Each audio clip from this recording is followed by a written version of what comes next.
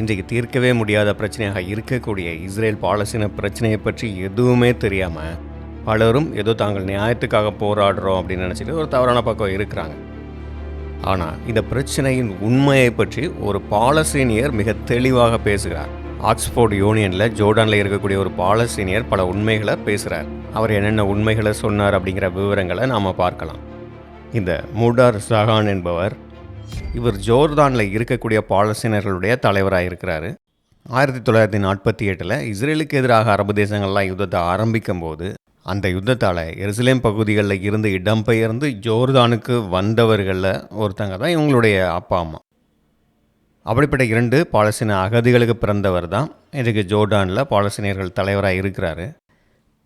இவர் மனம் நொந்து அவருடைய ஆதங்கத்தை இங்கே கொட்டுறாரு, உண்மையை சொல்கிறார். இவர் என்ன சொல்கிறாருன்னா, இஸ்ரேல் பாலஸ்தீன பிரச்சனைன்னு ஒன்று கிடையவே கிடையாது. இஸ்ரேலுக்கும் பாலஸ்தீனுடைய பிரச்சனை யுத்தம் அப்படிங்கிறதே தேவையே இல்லாதது.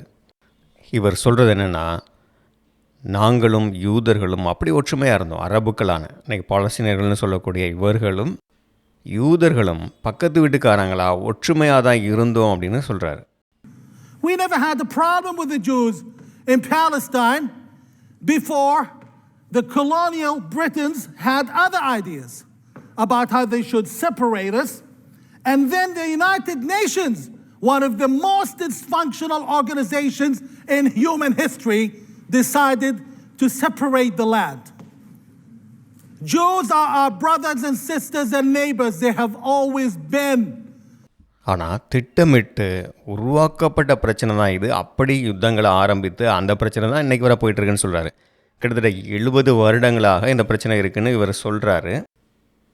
அதாவது 1948 இஸ்ரேல் தேசம் உருவாகலான்னு ஐநா சபை ஒப்புதல் கொடுக்குது. அந்த காலகட்டத்தில் அரபு தேசங்களெல்லாம் இஸ்ரேல் தேசத்தை அழித்து விடுவோம்னு சொல்லி யுத்தத்தை ஆரம்பிக்கிறாங்க. அதனால் இந்த காலகட்டத்தில் இருந்து தான் இந்த பிரச்சனைகள் எல்லாம் ஆரம்பித்தது அப்படின்னு இவர் சொல்கிறாரு. அவரை பொறுத்தவரையில் அது சரியாக இருக்கலாம். 1948 அந்த யுத்தத்தில் இருந்து தான் பல பாலஸ்தீனியர்கள் அங்கே அகதிகள் அப்படின்னு சொல்லி பல இடங்களுக்கு போனாங்க. ஆனால் உண்மையாக அந்த பிரச்சனையுடைய ஆரம்பம், அதோடைய வேர்னு பார்த்தோன்னா ஆன்டிசெமிட்டிசம். பல நூற்றாண்டுகளுக்கு முன்பு இருந்த இந்த பிரச்சனை இருக்குது. இஸ்லாமியர்கள் ஆண்டு கொண்டு இருந்த காலகட்டத்திலையும் யூதர்கள் துன்புறுத்தப்பட்டிருக்கிறாங்க, 2ஆம் தர குடிமக்களும் நடத்தப்பட்டிருக்கிறாங்க.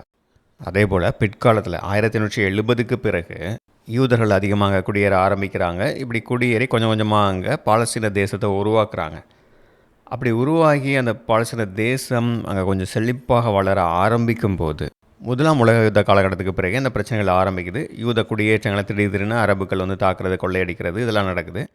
இந்த பிரச்சனையை அரபு தலைவர்கள் அவங்க சுயநலத்துக்காக அரசியல் செய்து பெரிய பிரச்சனையாக கொண்டு வர்றாங்க. இப்படியே வந்து தான் அங்கே 1948 இஸ்ரேல் தேசம் உருவாகும் போது அதற்கு எதிராக பிரச்சனை பண்ணி அப்போ அங்கே இருக்கக்கூடிய சுற்றி இருக்கக்கூடிய அரபு தேசங்கள் எல்லாம் இஸ்ரேலுக்கு எதிராக ஒரு யுத்தத்தை ஆரம்பிக்கிறாங்க. ஸோ அப்போ தான் வந்து நிறைய மக்கள் பாதிக்கப்பட்டதுனால இவர் இங்கே அப்படி சொல்கிறார். 1948 அந்த யுத்தத்தில் இருந்து இந்த பிரச்சனை ஆரம்பிச்சு அப்படின்னு சொல்கிறார். இந்த யுத்தம் ஆரம்பிக்கிறதுக்கு முன்பு யூதர்களும் நாங்களும் பக்கத்து வீட்டுக்காரங்களாக ஒற்றுமையாக அன்பாக தான் இருந்தோம் அப்படின்னு சொல்கிறார். இந்த பாலஸ்தீன தேசமாக ஒன்று இருந்தது, அதில் நாங்கள்லாம் ஒற்றுமையாக தான் இருந்தோம், இந்த பிரச்சனை இல்லைன்னு சொல்கிறார். அந்த பாலஸ்தீன தேசம் எப்படி அங்கே உருவாச்சுங்கிறதையும் சொல்கிறார். ஒட்டமான் பேரரசு அந்த பகுதியை ஆண்டுகிட்டு இருந்துச்சு. அப்புறம் 1ஆம் உலக யுத்தத்தில் பிரிட்டனோட யுத்தம் செய்து அவங்க தோல்வி அடைகிறாங்க. அப்போ பிரிட்டன் ஃப்ரான்ஸுடைய கட்டுப்பாட்டுக்குள்ளே அந்த பகுதி வருது. அப்போ பிரிட்டன் கொஞ்சம் கொஞ்சமாக அங்கே இருக்கக்கூடிய பகுதிகளை ஒவ்வொரு தேசங்களாக பிரித்து கொடுத்துட்டு அவங்க கிளம்புறாங்க. அப்படி உருவான தேசங்கள் Syria, Lebanon, Iraq, Saudi Arabia, Egypt, இப்படி ஒவ்வொரு தேசங்களும் உருவான பிறகு அப்படி அவங்களுக்கு தேசத்தை பிரித்து கொடுத்த பிறகு மீதி இருக்கக்கூடிய இடத்துல இந்த பாலஸ்தீன தேசம் உருவாகுதுன்னு சொல்கிறார். அந்த மீதி இருக்கக்கூடிய இடத்துல தான் யூதர்கள் குடியேறி அங்கே பாலஸ்தீன தேசத்தை உருவாக்குறாங்க. அப்போ அதை தான் அரபுக்களும் யூதர்களும் பாலஸ்தீன தேசம்னு சொல்லிட்டு இருக்கிறாங்க. அப்போ அன்றைக்கு அந்த பகுதி யூதர்களுக்காக கொடுக்கணும், யூதர்களுக்குன்னு ஒரு தேசமாக அதை கொடுக்கணும் அப்படிங்கிற ஒரு முடிவுக்கு தான் ஐரோப்பிய தேசங்கள் வர்றாங்க. ஏன் அப்படின்னா ஆதி காலத்தில் இருந்தே அந்த பகுதி யூதர்களுக்காக கொடுக்கப்பட்டது அப்படிங்கிறது இந்த மத நூல்களெல்லாம் இருக்குது. அதுவும் இல்லாமல் தாவீது, சாலமோன் ராஜாக்கள் காலகட்டத்தில் இருந்தே அங்கே இஸ்ரேல் தேசம்னு இருந்திருக்கு. அதனால் அந்த பகுதியை யூதர்களுக்கு கொடுக்கணும்னு முடிவு பண்ணுறாங்க. அப்போது இந்த பாலஸ்தீன தேசம்னு பார்க்கும்போது அங்கே மெடிட்டரேனியன் சீல இருந்து இங்கே ஈராக்குடைய எல்லை வரைக்கும் இருக்குது.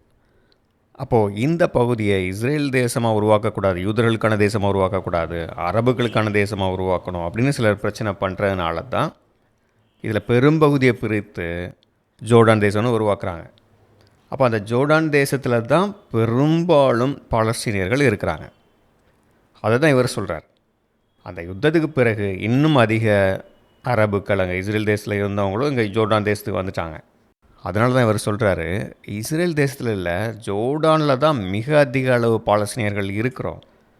இந்த ஜோர்டான் தான் பாலஸ்தீனம் இல்லையா? பாலஸ்தீன தேசத்தில் ஒரு பெரும்பகுதியை பிரித்து ஜோர்டான் ஒரு தேசமாக உருவாக்கி இருக்கிறாங்க. அப்போ இந்த ஜோர்டான் தேசத்தில் தான் பெரும்பாலான பாலஸ்தீனியர்கள், அதாவது 6.2 மில்லியன் பாலஸ்தீனியர்கள் இருக்கிறோம் அப்படின்னு சொல்கிறார்.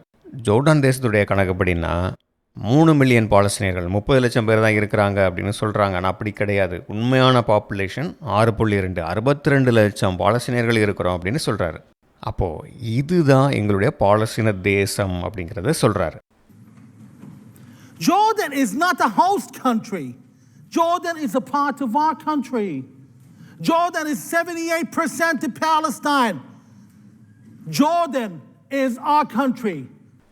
அடுத்தது என்ன சொல்கிறாருன்னா, ஜியோனிசம், யூதர்கள் தான் கொடூரமானவங்க, அவங்க பாலஸ்தீனர்களை கொன்னுக்கிட்டு இருக்கிறாங்க, கொடுமைப்படுத்துகிறாங்க, இப்படியெல்லாம் தான் பிரச்சாரம் பண்ணிக்கிட்டு ஜியோனிசத்தை, அதாவது யூதர்களை ஒரு வில்லன்களாக காட்டி அவங்களுக்கு எதிராக பிரச்சாரங்களும் போராட்டங்களும் இன்றைக்கி பண்ணிக்கிட்டு இருக்கிறாங்க.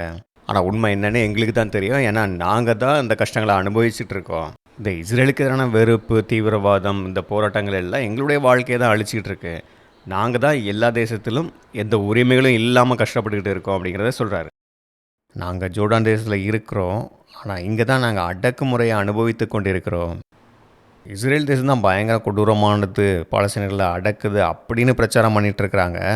ஆனால் நான் உண்மையை சொல்கிறேன், ஜோர்டான் தேசம்தான் மிக மோசமான அடக்குமுறை தேசமாக இருக்குது.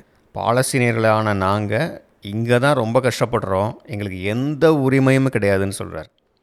அதெல்லாம் அந்த தேசத்தில் மற்ற அரபுக்கள் அவங்களுக்கு இருக்கக்கூடிய எந்த உரிமைகளும் பாலஸ்தீனியர்கள் அப்படின்னு நாங்கள் சொல்லிக்கிறதுனால எங்களுக்கு கிடையாது. நாங்கள் அகதிகளாக தான் அங்கே வைக்கப்பட்டிருக்கிறோம். அங்கே நாங்கள் போலீஸ் ஃபோர்ஸில் ஜாயின் பண்ண முடியாது, இராணுவத்தில் ஜாயின் பண்ண முடியாது, அரசு அலுவலகங்களில் வேலை செய்ய முடியாது, இப்படி எல்லா இடத்துலையும் நாங்கள் தடை செய்யப்பட்டிருக்கிறோம், ரெண்டாந்திர குடிமக்களாக தான் இருக்கிறோம். ஆனால் ஒரே விஷயத்தில் மட்டும் ஜோர்டான் அரசர் எங்களை ஏற்றுக்கொள்கிறார், எங்களை பயன்படுத்திக்கிறார். எப்படின்னா, வரி வசூலிப்பதில் எங்களுக்கு எந்த உரிமைகளும் கொடுக்கலை, எங்களை அவங்க குடிமக்களாக ஏற்றுக்கொள்ளவில்லை அப்படின்னாலும் வரியை மட்டும் எங்கிட்ட இருந்து வாங்கிக்கிறாங்கன்னு சொல்கிறார். அதிக அளவு வரி விதிக்கப்பட்ட மக்களாக நாங்கள் ஒடுக்கப்படுறோம்.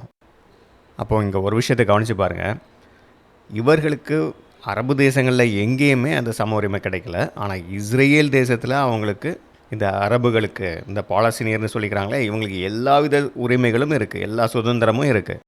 இஸ்ரேல் இராணுவத்தில் இருக்கிறாங்க, இஸ்ரேலில் பெரிய பெரிய நிறுவனங்களில் வேலை செய்கிறாங்க, அரசாங்கத்திலே இருக்கிறாங்க, அரசாங்க அதிகாரிகளாக இருக்காங்க, நீதிபதிகளாக இருக்கிறாங்க. இஸ்ரேல் கோர்ட்டில் நீதிபதியாக இருந்து இஸ்ரேல் பிரதமரையே ஜெயிலுக்கு அனுப்பியிருக்கிறார் ஒரு பாலஸ்தீனியர். அதே போல் பாலஸ்தீனியர்கள், அரபியர்களும் இஸ்ரேல் அரசியலில் பங்கெடுத்து செனட் மெம்பர்களாக தேர்ந்தெடுக்கப்பட்டு அங்கே இருக்கிறாங்க. பல பாலஸ்தீனியர்கள் அப்படி இருக்கிறாங்க. இப்படி அரேபியர்கள், பாலஸ்தீனியர்களுக்கு இஸ்ரேலில் சம உரிமை கிடைக்குது. இன்னும் சொல்லப்போனால் மற்ற எல்லா அரபு தேசங்களை விட இஸ்ரேலில் இருக்கக்கூடிய அரபுகளுக்கு தான் அதிக அளவு சம உரிமையும், பேச்சு சுதந்திரம் போல் பல சுதந்திரங்கள் மிக அதிகமாக இஸ்ரேலில் இருக்கக்கூடிய அரபுகளுக்கு தான் கிடைக்குதுன்னு சொல்லலாம். அதுதான் இவர் இங்கே சொல்கிறார். ஜோர்டானில் மட்டும் இல்லை, எல்லா அரபு தேசங்கள்லையுமே பாலஸ்தீனியர்களை ரெண்டாம் தர குடிமக்களாக தான் நடத்துகிறாங்க. எல்லா தேசங்கள்லேயும் அவர்களை அகதிகளாகவே தான் வைத்திருக்கிறாங்க அப்படிங்கிறதையும் சொல்கிறாரு.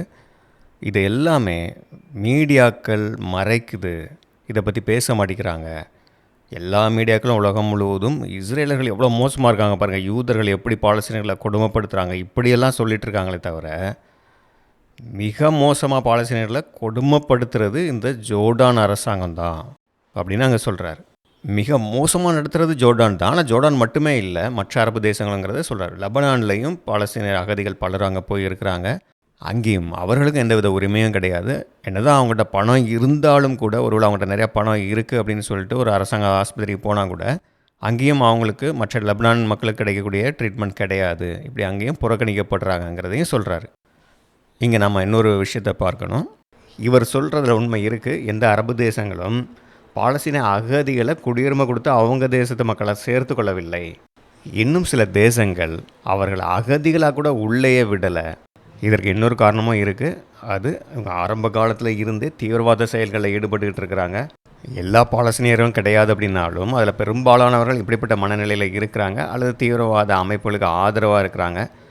அதனால தான் இவங்க போகிற தேசங்களில் எல்லாமே இந்த தீவிரவாதத்தால் அந்த தேசங்கள் பாதிக்கப்படுது. இதற்கு உதாரணமாக நீங்கள் லெபனான், ஜோர்டான் தேசங்களை பார்க்கலாம். இந்த தேசங்களில் பாலஸ்தீன தீவிரவாத அமைப்புகள் மிகப்பெரிய பிரச்சனைகளை கொடுத்தாங்க. ஜோர்டானில் உள்நாட்டு யுத்தமே நடந்திருக்கு. லெபனானில் ஹிஸ்புல்லா தீவிரவாதிகள் அந்த தேசத்தையே சர்வநாசம் பண்ணிட்டாங்க. எல்லா பாலஸ்தீனியர்களும் அப்படி கிடையாது. இவரை போன்ற ஒரு சிலரை இருக்கிறாங்க. இவங்க இஸ்ரேலை வெறுக்க வேண்டாம், அவங்களோட சமாதானமாக இருந்து நாம் முன்னேறலாம் அப்படிங்கிற கருத்தோடு இருக்கிறாங்க. இப்போ நீங்கள் பார்த்தீங்கன்னா எங்கேயோ இருக்கக்கூடிய ஐரோப்பிய தேசங்கள், அமெரிக்கா, இப்படி மற்ற தேசங்கள் கூட இந்த பாலஸ்தீன அகதிகள்னு வர்றவங்கள எடுத்துக்கிட்டு அவங்களுக்கு குடியுரிமை கொடுத்து அவங்க தேசத்து மக்களாகவே நடத்துது. சம்மந்தமே இல்லாத எங்கேயோ இருக்கக்கூடிய தேசங்களை இவங்களை ஏற்றுக்கொள்ளுது. அப்படி இருக்கும்போது இந்த அரபு தேசங்களே தங்களுடைய மக்களே ஏற்றுக்கொள்ள மாட்டேங்கிறாங்க. இந்த பாலஸ்தீனியர்கள்னு சொல்கிறவங்க யார்? சவுதி அரேபியாவில் உள்ளவங்க, ஈராக்கில் உள்ளவங்க, லெபனான், சிரியாவில் இருக்கிறவங்க, எகிப்தில் இருக்கிறவங்க, இவர்கள் தான் இன்றைக்கி பாலஸ்தீனியர்கள்னு சொல்லிக்கொள்பவர்கள். இதை ஹமாஸ் தலைவரே சொல்கிறாரு. இதை நம்ம இன்னொரு வீடியோவில் பார்க்கலாம். இப்போ இஸ்ரேல் தேசத்தை பார்த்தீங்கன்னா 1948 வந்த யுத்தத்தில் பல அரபு தேசங்களில் இருந்து துரத்தப்பட்ட யூதர்கள் எல்லோரையும் இஸ்ரேல் தேசம் ஏற்றுக்கொண்டு அவங்களுக்கு குடியுரிமை கொடுத்து வைத்திருக்கிறாங்க. ஆனால் அரபு தேசங்கள் இந்த அரேபியர்களை, இந்த பாலஸ்தீனியர்களை தங்களுடைய தேசத்தில் எடுத்துக்கொள்ளவில்லை. அவங்கள பாலஸ்தீன அகதிகள்னு சொல்லி அகதிகள் முகாமில் வைத்திருக்கிறாங்க. ஏன்னா இவங்களை அகதிகளாக வைத்திருந்தால் தான் இவங்கள வச்சு தான் இஸ்ரேலுக்கு எதிரான வன்முறைகள், யுத்தம், இப்படி அரசியல் செய்து அதன் மூலமாக இவங்களுக்கு ஏகப்பட்ட ஆதாயங்கள், பணம் கிடைக்குது. அரசியல்வாதிகளுக்கும் தீவிரவாத தலைவர்களுக்கும் இந்த பிரச்சனையை உயிர்ப்போட வைத்து கொண்டிருக்கும் வரைக்கும் தான் பணம் கொட்டி கொண்டிருக்கும். இது இஸ்ரேலுக்கும் பாலஸ்தீனத்துக்குமான ஒரு பிரச்சனையோ அல்லது யுத்தமோ கிடையாது. பிரச்சனை வர்றதுக்கு அவசியமே இல்லை. ஆனால் இது மிக கவனமாக இவர்களால் திட்டமிடப்பட்டு இஸ்ரேலுக்கு எதிராக பல பொய் பிரச்சாரங்களை பரப்பி இப்படி இஸ்ரேலுக்கு எதிரான ஒரு வெறுப்புணர்வை தூண்டி இப்படி தான் கடந்த 70 வருடங்களாக பல அமைப்புகளை உருவாக்கி அவைகள் மூலமாக இஸ்ரேலுக்கு எதிரான வன்முறை தாக்குதல்கள், போராட்டங்கள் இதெல்லாம் தொடர்ந்து நடத்தி கொண்டு வர்றாங்க அப்படிங்கிறத இங்கே சொல்கிறார். இதெல்லாம் சொல்லிட்டு இவர் என்ன சொல்கிறாருன்னா, ஜோர்டானில் இருக்கக்கூடிய பாலஸ்தீன மக்களுடைய ஒரே உண்மையான தலைவராக இருக்கக்கூடிய நான் சொல்கிறேன், ஜோர்டானில் இருக்கக்கூடிய பாலஸ்தீனர்கள் சார்பாக நான் சொல்கிறேன், நாங்கள் யூதர்களுக்கு எதிரான யுத்தத்தை விரும்பவில்லை, நாங்கள் இஸ்ரேலை வெறுக்கவில்லை. ஆனால் பாலஸ்தீன அமைப்புகளின் தலைவர்கள்னு சொல்லக்கூடிய இந்த பாலஸ்தீன அத்தாரிட்டியோட தலைவர் அப்பாஸ், அப்புறம் ஜோர்டான் கிங், இன்னும் ஹமாஸ் போன்ற பல தீவிரவாத அமைப்புகள், இவங்க எல்லாமே இஸ்ரேலுக்கு எதிரான வெறுப்பை தூண்டுறதுக்கும் இஸ்ரேலுக்கு எதிராக போராடுறதுக்கும் பணத்தை கொடுத்து கூட்டத்தை கூட்டி போராட்டம், வன்முறை இதெல்லாம் பண்ணுறாங்க. ஆனால் இனியும் எங்களை ஏமாற்ற முடியாது. நீங்கள் வசதியாக ஏமாற்றின காலெல்லாம் போயிடுச்சு. இனிமேல் நாங்கள் எங்கள் வாழ்க்கையை நாங்கள் பார்த்துக்குறோம். நாங்கள் அடுத்த நிலைக்கு நாங்கள் முன்னேறி போகணும். அதனால் நாங்கள் இனிமேல் யூதர்களோட யுத்தம் பண்ண விரும்பலை. யூதர்களை அரவணைத்து நாங்கள் போவோம். இதுதான் இனிமேல் நடக்க போகுது. அதனால் இப்போது யூஎஸ் பிரசிடென்ட் ட்ரம்ப் கூட பாலஸ்தீனியர்களுக்கான நிதியை நிறுத்தியிருக்காரு அப்படின்னு அழுதுகிட்டு இருக்கிறாங்க. அப்படிலாம் வருத்தப்பட வேண்டிய அவசியமே இல்லை. ஏன்னா அதில் இருந்து ஒரு காசு கூட எங்களை போன்ற உண்மையான பாலஸ்தீன அகதிகளுக்கு கிடைக்காது. அதனால தான் ட்ரம்ப் நிதி கொடுக்காமல் நிறுத்தினதுக்காக உண்மையிலே நான் அவருக்கு நன்றி சொல்ல தான் விரும்புகிறேன் அப்படின்னு சொல்கிறாரு. இதெல்லாம் சொல்லிட்டு முடிக்கும் போது அவர் சொல்கிறாரு, நான் இப்போ ஒரு வாக்கியத்தை இங்கிலீஷ்லேயும் அரபிக்லேயும் ஹீப்ரூலையும் சொல்ல விரும்புகிறேன். அது என்னென்னா, ஐ ஆம் இஸ்ரேல் ஹாய், அதாவது long live state of Israel, long live the state of Jordan அப்படின்னு சொல்லி முடிக்கிறார். அப்போ இவர் சொல்ல வர்றது என்னென்னா, உண்மையான நீதி உள்ள சமாதானத்தை விரும்பக்கூடிய எல்லா அரபுகளும் பாலஸ்தீனியர்களும் என்ன விரும்புகிறாங்க? இஸ்ரேல் தேசத்தோட நட்பாக இருக்கிறதான் விரும்புகிறாங்க. யூதர்களோடு பகையோடு யுத்தம் பண்ணிக்கிட்டு இருக்க விரும்பலை. அவங்க நட்பாக சமாதானமாக இருக்க தான் விரும்புகிறாங்க. அதனால தான் long live the state of இஸ்ரேல்னு சொல்கிறாங்க. இஸ்ரேல் தேசமும் அங்கே இருக்கட்டும், பாலஸ்தீனியர்களுக்கும் அங்கே தேசம் இருக்குது. ஜோர்டான் தான் பாலஸ்தீனியர்களுக்கான தேசம் அப்படிங்கிறத சொல்கிறாங்க. 1920க்கு முன்பு மற்ற எல்லா தேசங்களுக்கான எல்லைகளை வகுத்த பிறகு மீதம் இருக்கக்கூடிய பகுதிகள் இஸ்ரேல் தேசம் உருவாக்கப்பட கொடுக்கணும்னு வைத்திருந்தாங்க. அதுலேயும் அரபுக்கள் பிரச்சனை பண்ணனால அதிலும் பெரும்பகுதியை பிரித்து அரபுக்களுக்கான தேசம் அப்படின்னு தான் ஜோர்டான் தேசத்தை கொடுக்குறாங்க. அப்படின்னா மீதம் இருக்கக்கூடிய பகுதி, ஜோர்டானுக்கு மேற்கில் இருக்கக்கூடிய பகுதியெல்லாம் இஸ்ரேல் தேசம் அன்றைக்கு உருவாக்கி இருக்கணும் இல்லையா? அப்படி அன்றைக்கு அதை யூதர்களுக்கான தேசம்னு கொடுத்திருந்தா, அன்றைக்கு இஸ்ரேல் தேசம் உருவாகி இருந்தா, இன்றைக்கு வரைக்கும் இது ஒரு பிரச்சனையாக, இவ்வளோ பெரிய பிரச்சனையாகவே வந்திருக்காது. ஆனால் அன்றைக்கு பிரிட்டன் அதை செய்யாமல், அந்த பகுதியை இஸ்ரேலர்களுக்கு கொடுக்காமல் தொடர்ச்சியாக பிரச்சனை பெரிதாகும் வரை வைத்திருந்து, பிறகு அந்த பகுதியையும் ஐநா சபை மூலமாக 2ஆக பிரித்தாங்க. அவ்வளவு சிறிய பகுதியை முதல்ல 2 தேசங்களை அப்படி பிரிக்கவே முடியாது. அப்படி பிரித்து கொடுத்தாலும் அந்த 2 தேசங்களுமே சரியாக செயல்பட முடியாது. தொடர்ந்து பிரச்சனைகள் வரும். அவர்கள் விரும்பினபடியே அது இன்றைக்கு வரைக்கும் பெரிய பிரச்சனையாக இருக்குது. இதற்கு பிறகு பல அரபு தேசங்கள், அதோடைய தலைவர்கள் எல்லோருமே இந்த பிரச்சனையை அவர்களுடைய சுயநலத்துக்காக பயன்படுத்தி கொண்டே இருக்கிறாங்க. அது இன்றைக்கு மதவரி, இனவரியாக மாறி இன்றைக்கு தீர்க்க முடியாத ஒரு பிரச்சனையாக வந்து நிற்குது. அதனால் இன்றைக்கு இஸ்ரேல் தேசத்தை அழித்து விட்டு அங்கே பாலஸ்தீன தேசத்தை உருவாக்குவோன்னு சொன்னால் அதுக்கு வாய்ப்பே கிடையாது. அப்படி செய்யவும் முடியாது. அப்படி அழித்து இன்னொரு தேசம் உருவாகவும் கூடாது. அப்போது இன்றைக்கும் இஸ்ரேல் தேசத்தை அழித்து அங்கே பாலஸ்தீன தேசத்தை உருவாக்குவோம் அப்படிங்கிறவங்க வெறுமனே அவர்களுடைய மக்களுக்கு அழிவைத்தான் விரும்புகிறாங்க. அதனால தான் அவர்களுடைய மக்கள் தொடர்ந்து அழிவை சந்தித்து கொண்டே இருக்கிறாங்க. ஆனால் இவர் சொல்கிற மாதிரி எங்களுக்குன்னு தனி தேசம் வேணும், அதில் தான் இருப்போம் அப்படின்னு சொல்லக்கூடிய பாலஸ்தீனியர்கள் எல்லாம் இந்த ஜோர்டானுக்கு வந்து, ஜோர்டானே அவர்கள் பாலஸ்தீன தேசமாக கொண்டு அங்கே இருந்தாங்கன்னா பக்கத்து நாடான இஸ்ரேலோட சமாதானமாக இருந்து அவர்கள் உதவியோடு இந்த ஜோர்டான் என்கிற பாலஸ்தீன தேசம் மிக வேகமாக வளர்ச்சி அடையலாம். அப்படி ஒரு தீர்வு கொண்டு வந்தால்தான் இந்த பாலஸ்தீன மக்கள் யுத்தத்தில் அழிந்து போகாமல் அவங்களும் மற்ற மக்களை போல சமாதானமாக மகிழ்ச்சியாக வாழ முடியும். Of most Arab governments. Why is this? This is simply because the conflict is not actually a conflict. It's a well-designed, carefully manipulated, strategically implanted crisis that has been rolling for 70 years.